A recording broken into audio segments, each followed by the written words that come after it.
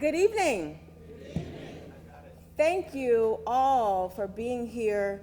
It is an honor to be on this stage with some of my friends and new friends that I've met this evening. I am Alicia Thomas Searcy, your candidate for state school superintendent.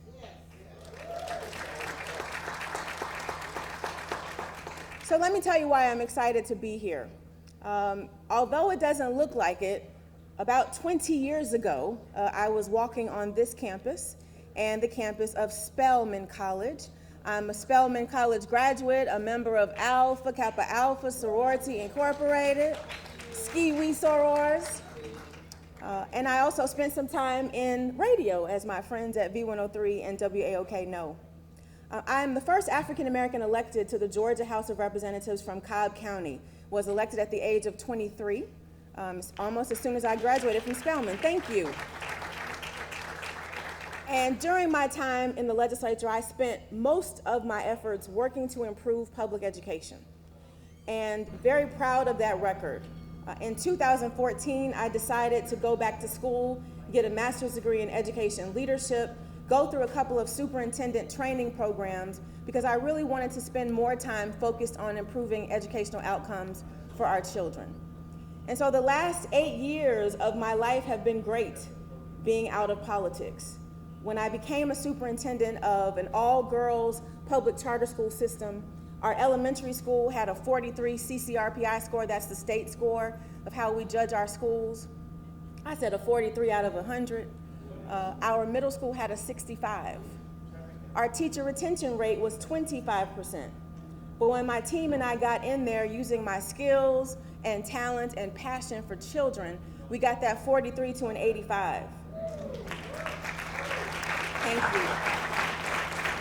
We got that 65 to an 81 and that 25% teacher retention rate to a 75%. And so I know something about closing gaps for children. I know something about addressing teacher burnout in our schools. And so frankly, I don't like politics and I wanted nothing to do with it. But I realized that my passion for children, my desire to create change in our education system is much greater than my dislike for politics. And so when I won the primary here in Georgia, thanks to many of you in this room, we were in a four-way race. People said that I would end up in a runoff. Not only did we win without a runoff, but I won all 159 counties. Thank y'all. But you know, May 24th was a hard day for so many of us, because that was also the day of the Uvalde shooting. Like so many parents, my husband and I were very concerned about sending our children to school the next day. And so we did. On May 25th, our 15-year-old came home. We sat at the kitchen table talking to her about how she was feeling, asking what are young people saying, and what she said to me, I will never forget. She said, Mom, we're talking about it and we're concerned, but we know nobody's going to do anything. And so I will never forget that moment, because as a mom, as a candidate for state school superintendent, the last thing you want your child to say is that we don't think anybody's going to do anything. And so I'm running for state school superintendent because I need Layla to know, and the 1.7 million children in our schools to know, that you deserve to have a state school superintendent who will do something to keep them safe in schools.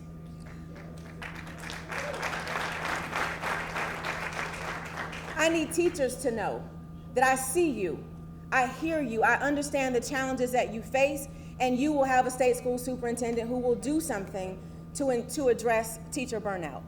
And finally, if you look at schools today and compare them to what we had in the 1800s, there's not a lot of difference. And so I'm also running for state school superintendent because I need us to stop trying to deliver a telegram education to a TikTok generation. Amen? And so as I close, I need you to know that this is a vital election. That there are a lot of us on the ballot, and as we like to say, we vote from the top to the bottom. And while I may be at the bottom of the ballot, I need you to know that education is at the top of my mind. And we are depending on you, all of you in this room who took the time out to be here to hear us, to know that we need you, because we know you're going to vote. But it's the 10 other people that you may not be getting to the polls that we need you to text, call, send a smoke signal, whatever it is that you got to do, but we need them to turn out to vote. We need not look on November 9th and say, I wish I could, I did. I need us to know that we did everything we could to turn out the vote and make history again in Georgia. And so when you elect me, I want to make history again. I want to be the first African-American state school superintendent, not just in Georgia, but the first one elected in this entire United States of America.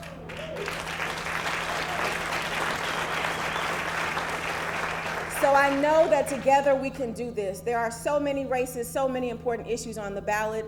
And as I will do something on behalf of children in the state of Georgia, I need you to do something, and that's to go, show up, show out, vote, and let's make history again in Georgia. Thank you.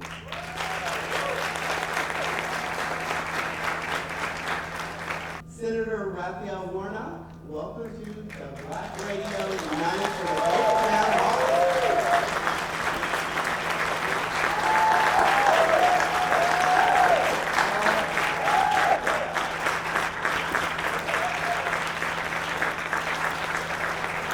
Well, hello, everybody. God bless you too, brother. It's wonderful to be here. Am I waiting on y'all or y'all waiting on me? It's on you. I am deeply honored to represent you in the United States Senate. It is the high honor of my life.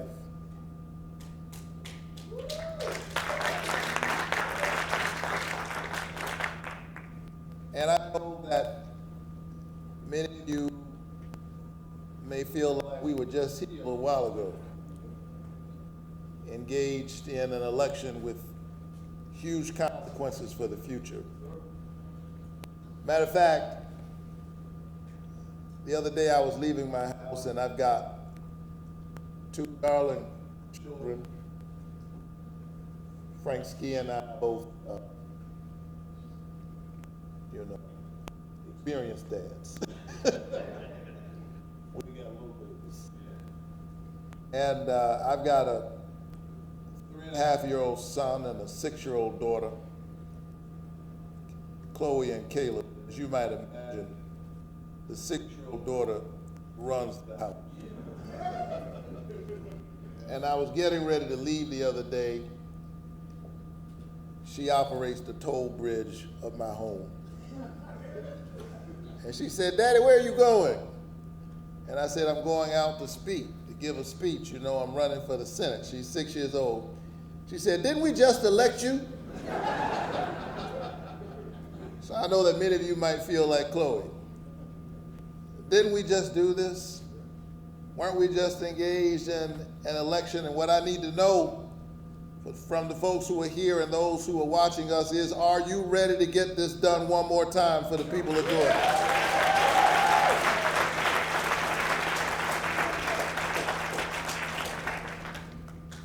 Because of what you did. One of the first things I did was to pass the expanded child tax credit. It is the single largest tax cut for middle and working class families in American history.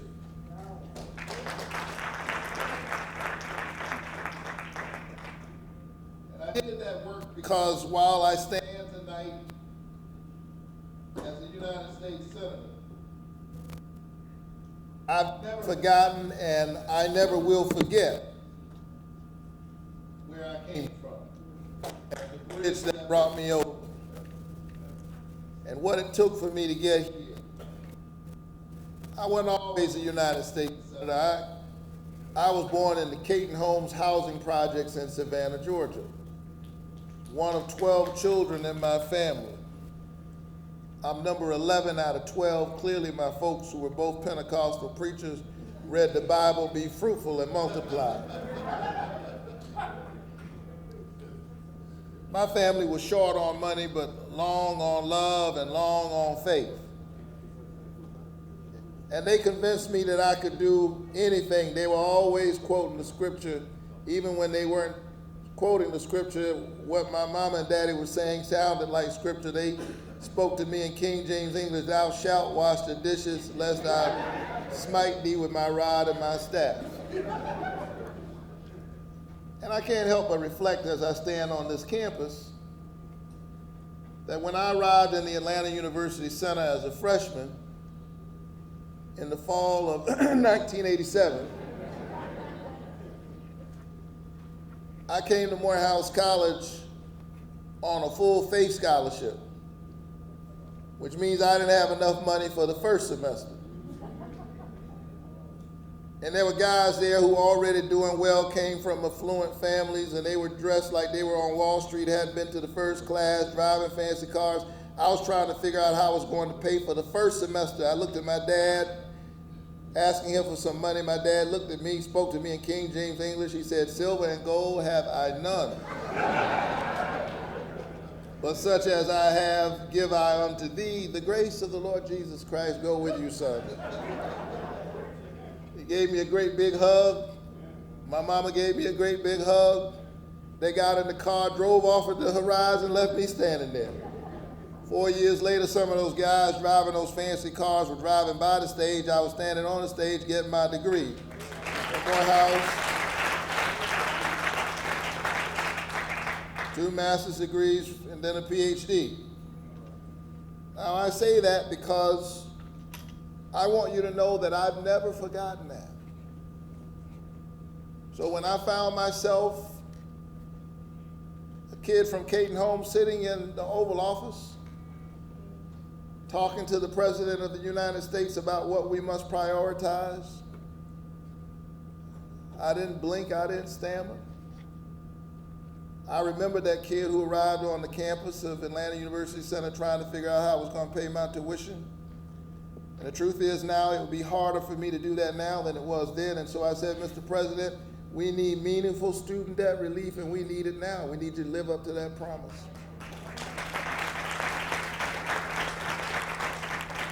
And I told him that $10,000 wasn't enough. And so I'd like to think that I had something to do with the fact that he agreed to do $20,000 for those kids who were Pell Grant eligible, kid like me, when I arrived on this campus.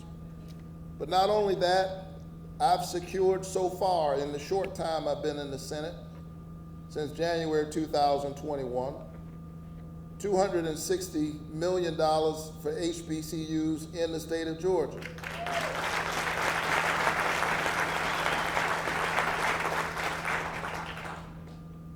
I secured in the Jobs and Competition bill that we passed $2.7 billion for HBCUs, and in total, over the course of the few months I've been in the Senate, less than 2 years, I've secured $6 billion for HBCUs all across our country.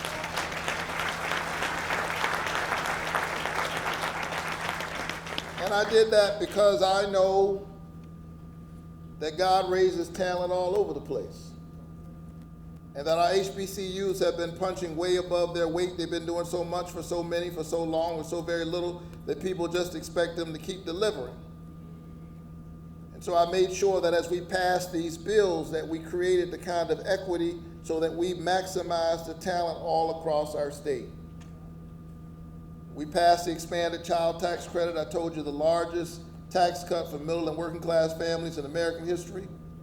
We passed the bipartisan infrastructure bill, roads and bridges all across Georgia, broadband. It's because my dad used to tell me, "Son, somebody hires you to do a job, do the job they hire you to do." I think he said that to me one day after I cut the neighbor's lawn and didn't do such a great job, but I never forgot it. And so I'm proud of the ways in which I continue to stand up for Georgians. Now, since they told me I only have 10 minutes, is that a real 10 minutes or a Baptist 10 minutes?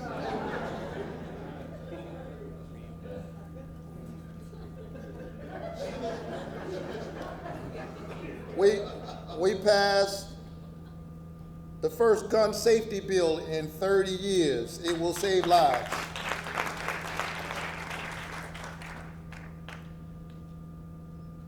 And I've been focused on investing in manufacturing right here in America, which is why we passed the Jobs and Competition Bill.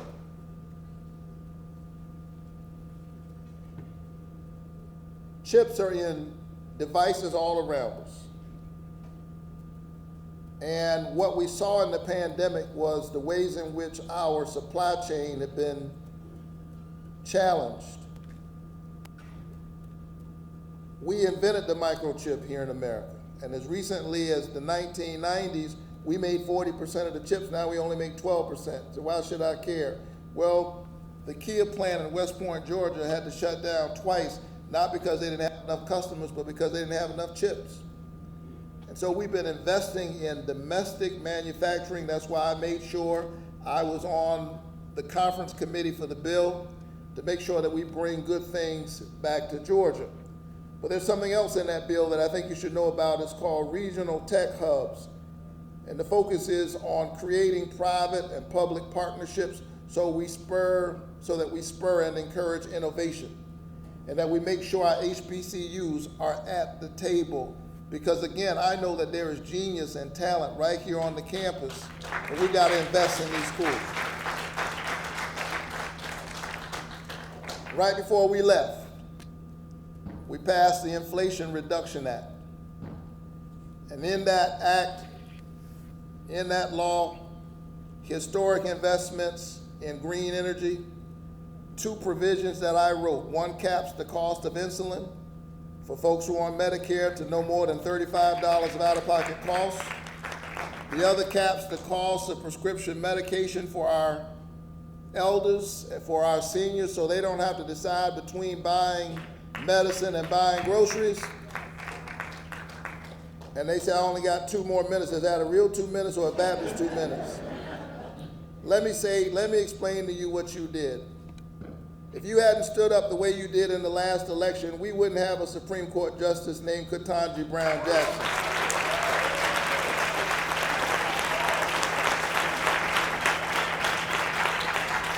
And so as you think about women's reproductive choice, and I believe in a woman's right to choose, my opponent says he wants a nationwide ban on abortion, no exceptions. That means rape, incest, and the life of the mother. So the differences between me and my opponent could not be more stark and more obvious. And so we need you to turn out, not on November 8th, we need you to turn out on October 17th. There's no such thing as election day, it's election season.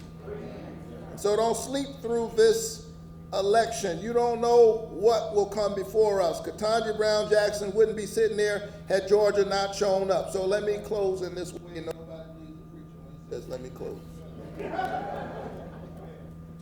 Today we confirmed Ketanji Brown Jackson to the United States Supreme Court. The whole chamber was full. The vice president was sitting in the chair.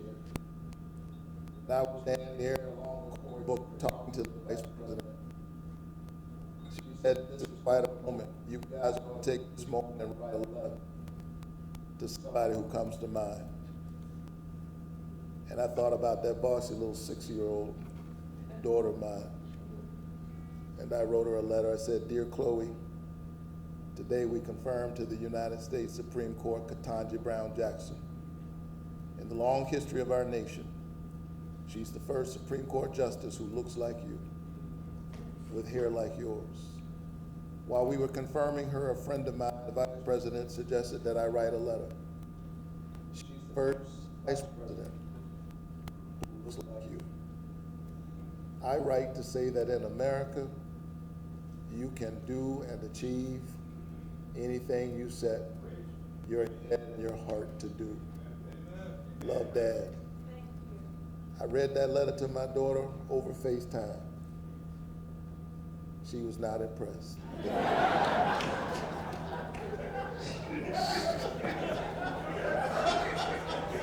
You understand? She said, Daddy, can I play now? That's all right. She'll understand it better later. But I want you to show up in this election and vote like you never voted before, because in the end, what we do in this moment is a letter to all of our children, and we ought to think about what we want that letter to say.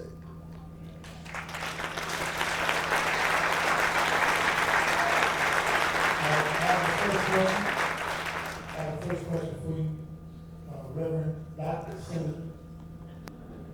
Partisan politics seems to get in the way of some good ideas.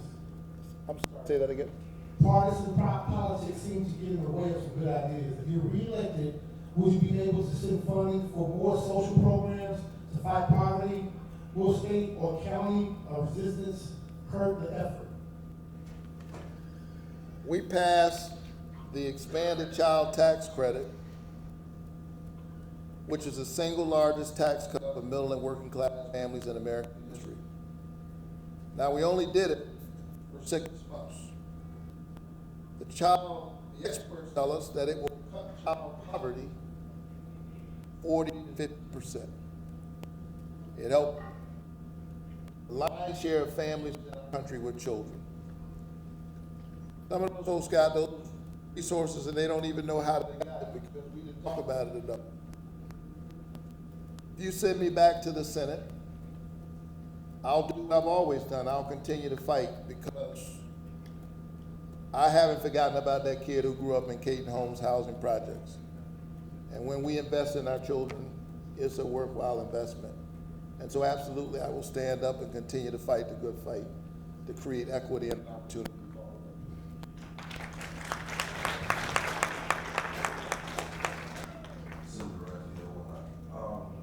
In 2021, Georgia proudly elected its first African-American U.S. Senator. Many citizens want to know what bills and policy proposals have you personally introduced that will help blacks in Georgia gain higher paying jobs and cope with inflation costs and overcome disparities with health. Thank you so much. You know, I came to this work as an activist, the pastor of Dr. King's church. And so equity is the lens through which I do much of my work. As an activist pastor, I went to the Capitol, got arrested, first in the Georgia Capitol and then in the United States Capitol, fighting for Medicaid expansion, fighting for health care. That's right, that's one of my cellmates. Good to see you. It was one of myself. And why did we do that? Because literally hundreds of thousands of Jordans are in the healthcare coverage gap. But they are disproportionately brown, black, and poor. So when we expand Medicaid, it helps the whole state. But it has a particular impact on communities that have been marginalized. But not just black and brown people, rural communities and black folk in rural communities. You know, we have these things in politics. And folks say rural and they say urban, and, you know, folks assume that's what we all over the place. We've seen 10 hospitals close in our state. And until 3 weeks ago, they were all in rural communities. And those hospitals would have had paid customers in Georgia expanded Medicaid. But we want 12 states digging our heels in as a result of it. Not only is it an assault on our healthcare system, it means that we're losing jobs. There's no economic argument for this. So I used to fight as an activist, got arrested fighting for healthcare, fighting for Medicaid expansion. Now that I've been elected by you to serve as a senator, I've turned my troublemaking agitation into legislation, my protest into public policy. I wrote the Medicaid Saves Lives bill in the Senate to give Georgians who are trapped as pawns between bad state actors who want to allow them to benefit from the taxes that they're already paying for the Affordable Care Act to prevent it. I wrote a piece of legislation to create a lookalike federal program for that. And so I'll keep fighting for health care. I'll keep fighting for jobs. The jobs and competition bill that I told you that I passed focuses on HBCUs. In so many ways, I continue to fight. We didn't get voting rights done, but let me tell you, it wasn't because I didn't try. In fact, it would have died last summer. Remember when we voted on it, they blocked our ability to even have a debate. And I could feel the whole Capitol, even the media's attention pivoting away from voting rights to infrastructure. Well, I was the guy who stood up and said, we can walk and chew gum at the same time. We can do infrastructure and infrastructure of our democracy. You can't, you gotta do both of these things. And so I insisted and kept the light alive for voting rights for months after it would have died.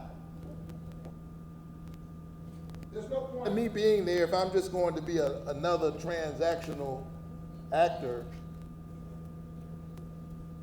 I see myself not just as a senator who used to be a pastor, but a pastor in the Senate. And so what I've tried to do is bring a moral lens to my work, whether we're talking about health care, or voting rights, or climate justice, all of these things, and I continue to fight the good fight. This next question is from Alethea Griffin. We have heard your political ads about capping the cost of insulin, but what about other medications? There are other medications that people need to survive. Will you also propose capping costs for those medicines, especially for those of us on a fixed income? The answer is yes. In fact, in the bill we just passed, one provision caps the cost of insulin for folks who are on Medicare. And by the way, I was trying to cap the cost of insulin for folks on private insurance as well. And we were blocked on that measure. But I do think there's a path perhaps to get that done. After all, some 20 states, many of them red states, have already capped the cost of insulin. But the other provision that I passed caps the cost of prescription drugs. And so it will start with a smaller bevy of drugs, and then it will spread out. In addition to that, that same bill provides free vaccines for folks on Medicare. And lastly, that same bill that I've already passed, for the first time, gives Medicare the ability to negotiate the cost of prescription drugs. I mean, I want you to think about that. We had to fight for that. The VA can negotiate, Medicare couldn't even negotiate. Now think about that just from the standpoint of capitalism and free enterprise.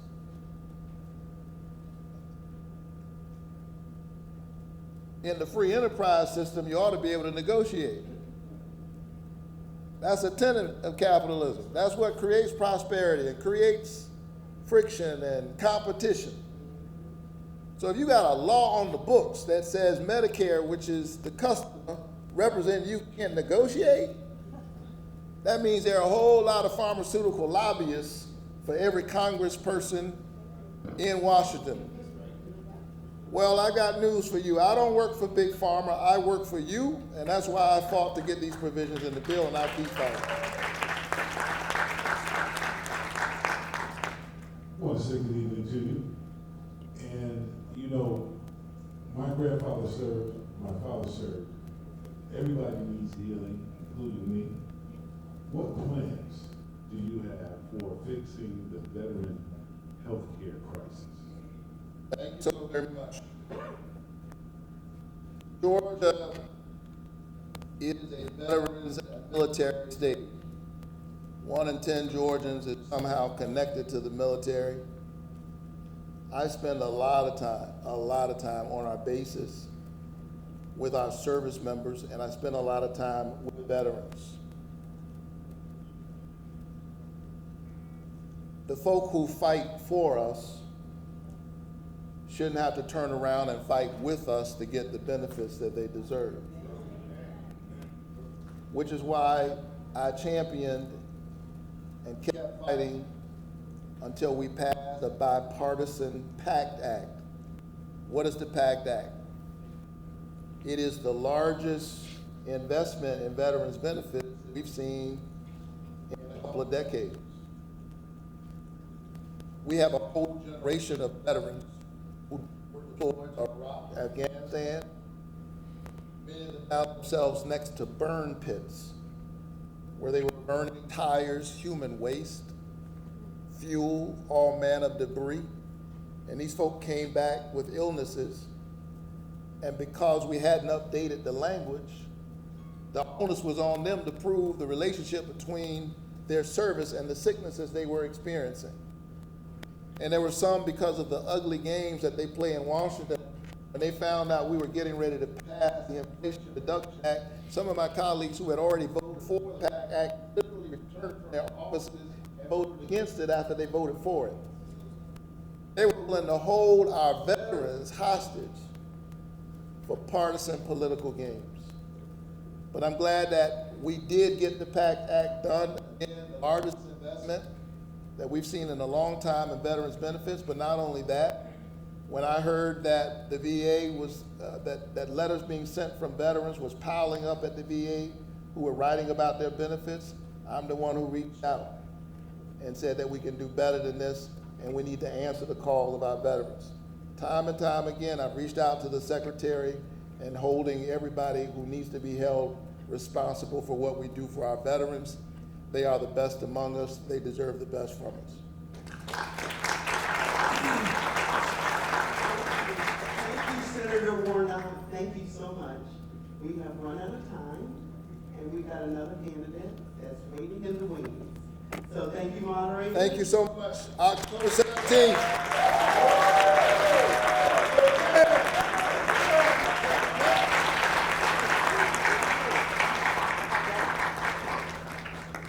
All right, the people, Black Radio United for the Vote, welcome State Representative Bee Nguyen, who is running for Secretary of State. We all know how important that office is, and she's here to talk with us this evening.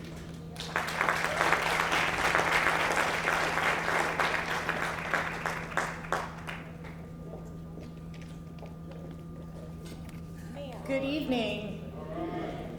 My name is Bee Nguyen, and I'm a current state representative in Georgia House District 89, and I'm the Democratic nominee for Georgia Secretary of State. Now, before I actually ran for elected office, I worked inside our public school system through a nonprofit organization I started, and that's where I really began to understand the importance of our Georgia legislative body. One of the schools that I worked in 2009 had a graduation rate of only 42%, which was immoral.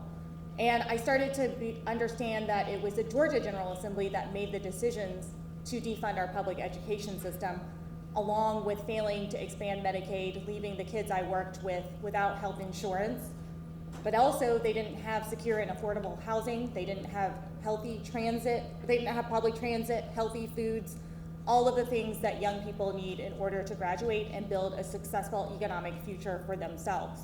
So in 2017, I ran for State House. I ran for the seat vacated by Stacey Abrams when she stepped up to run for governor.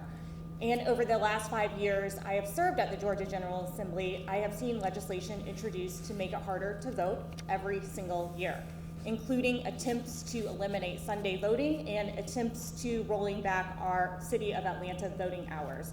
We were able to beat those bills back because we formed broad-based coalitions, and in fact, I remember standing on the Capitol steps with our Senator Reverend Warnock fighting against those voter suppression bills. But everything changed in 2020, and I want to take you back to that time where I served as a state lawmaker. Republicans understood pretty early on that if Georgians came together from every part of our state, and we came together based on the shared values of equality and justice for all and the shared values of democracy, it was likely that Democrats could deliver a win in 2020. So early on, before 2020, they started a coordinated state effort and national effort. They started to question the validity of absentee ballot voting. And in the state of Georgia, it was the Republican legislature that passed a law that said Georgians can vote by mail without an excuse and without ID. And they used absentee ballot voting in greater numbers than Democrats every single year up until 2020, when we were learning how to vote safely during a pandemic. And they did that so that when and if we delivered in 2020, they would have a justification to try to overturn the results of the election. And that is exactly what happened. I was on the committee when Rudy Giuliani and Trump's allies came into the state of Georgia. They subjected us to 8 hours of lies, misinformation, and conspiracy theories. And when I discredited Trump's expert witness in real time, they put my address on a right-wing gun site, and they called me a traitor, and they called for my execution.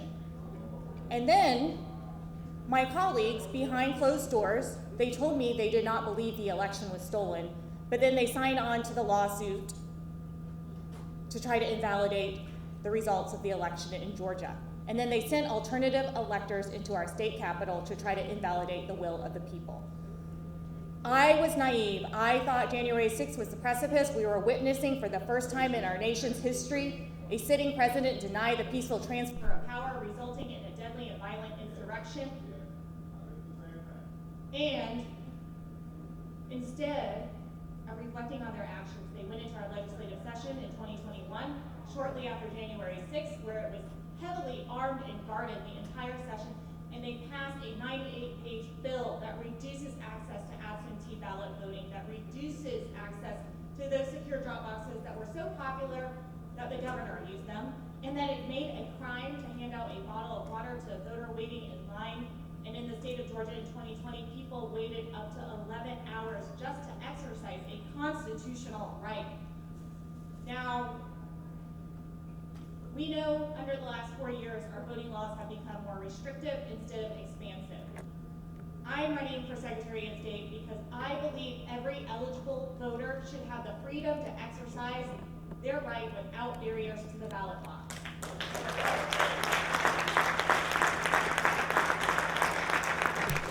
My opponent supports this voter restriction bill, even though he says the election was secure and safe. And even though this voter restriction bill contains many of the lies amplified by Trump and his allies, I believe that every eligible Georgian should have the freedom to vote, and I reject the premise that voters should have to prove their resiliency, because have we, as a country, have we not already been there?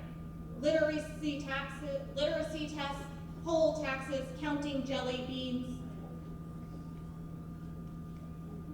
I believe the most powerful cornerstone of our democracy is this idea of one person, one vote, that no matter where you live in the state of Georgia, the color of your skin, how much money you make, when you get to the ballot box, your vote counts exactly the same as anybody else's in the state of Georgia. That is real power. Now I want to close with this. You heard from Reverend Warnock, our senator from the great state of Georgia, and he says that a vote is a kind of prayer. And it is a kind of prayer. It is an action that we take. And it is saying that we have faith. We have the faith and belief that no Georgian should die because they don't have access to health insurance or they should go bankrupt. We are saying that every child deserves to have quality and equitable public education. We are saying when we go to our places of worship or to the grocery store, we should not be gunned down by gun violence. We are saying that we do not believe the government should be inside our doctor's office. I'm running for Secretary of State to protect our democracy and preserve the institution that allows people to have a voice in our state. My name is Bee Nguyen. It is not spelled the way it sounds. It is spelled Nguyen. So when you go to the ballot box, you can remember win with win or we be winning. Thank you so much.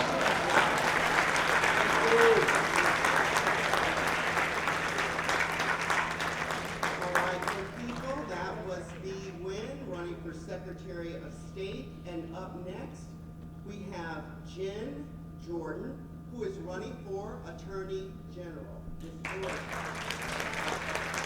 Good evening, everybody. Thank y'all for the opportunity to be here. I think this is incredibly important. My name is Jen Jordan. I'm a state senator. I represent large parts of Fulton County and Cobb County. But I'm originally from South Georgia. I know you can't tell by the accent. It says Buckhead every day. You know, and I want to talk about that because I do believe that past is prologue and where we come from is so incredibly important. And so I'm from a place called Dodge County. There's a reason they say get the hell out of Dodge, which I did. But I'll tell you, growing up there, I had a single mother, raised by a single mother who was a hairdresser. And every day after school, I would go to that beauty shop and I would do whatever my mama needed me to do. But I would also sit there and listen. And I'd listen to the women getting their hair done every single day. And anybody from a smaller community knows that beauty shops and barber shops really are the heart of communities. It is where people come together. It is where there is real fellowship. And so what I took away from that experience was, you know, listening to these women talk about all the things that make up a life, right? All the good and bad. Whether you lost your job or you got a good one, you're facing eviction, cancer diagnoses, you have a child that has addiction issues, all the things that make up a life. And what I came away with is it doesn't matter who you are in this world, in small communities or big communities, how important you are or how important you think you are, or how important other people think you are. Bad things can happen to you. And when bad things happen to you, you really do need someone not only that will fight for you, but will fight with you, right? Especially in these smaller communities. And that's why I went to law school, because I wanted to represent the women in that beauty shop. I wanted to represent my mom, right? Who worked every single day and every weekend, overtime, and could never get ahead. Didn't have access to health care. You know how it is when you're living on the edge. When you're living on the edge and you're doing everything you can just to make it right for your children and to do better. So that's what she did. And I went to school so that I can do that for my children, but also fight for other people who are trying to do it for their families and their communities. And so for over 20 years, I've represented individuals when they've needed it most. I've gone after predatory lenders who try to prey on people when they're desperate. I've represented women who got denied access to treatments for breast cancer because a health insurance company said, well, that was a pre-existing condition. And I've tried to protect the right to vote. I actually filed the first challenge to the voter ID law in 2004, before it was cool to do voter litigation, you know.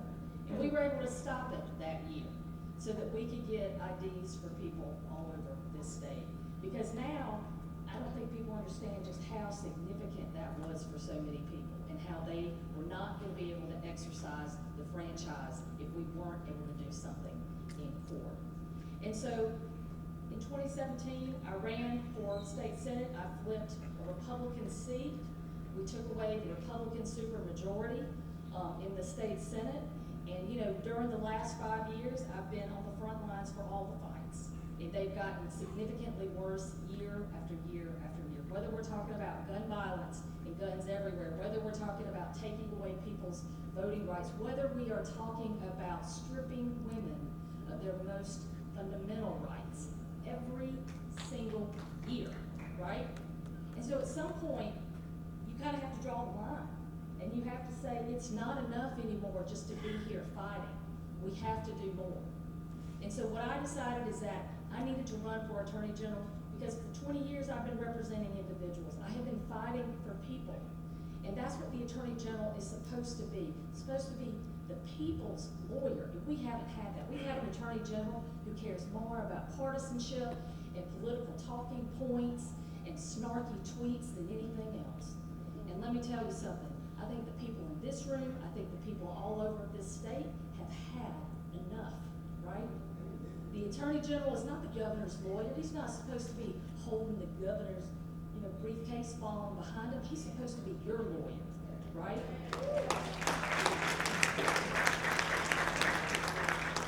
And look, I have to tell you that I do think it's the epitome of privilege that he wouldn't even show up tonight to ask for your vote, right?